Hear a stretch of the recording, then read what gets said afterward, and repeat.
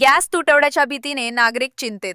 ज्योती गायकवाड. लोकांमध्ये भीतीचे वातावरण निर्माण झाले आहे. नागरिकांना घरगुती गॅस मिळेल की नाही, हॉटेलसाठी गॅस उपलब्ध होईल की नाही याची चिंता वाटत आहे.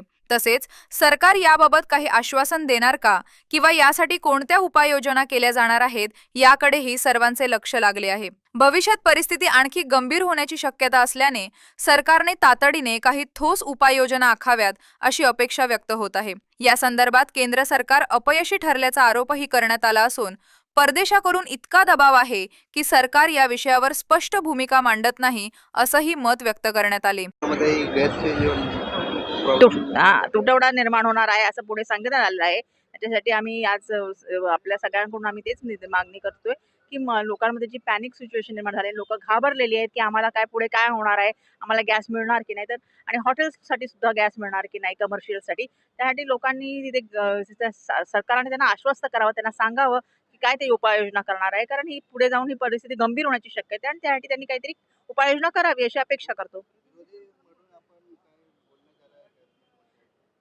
कारण आमचे सीनियर जे आहेत ते बोलतात त्यांच्याशी.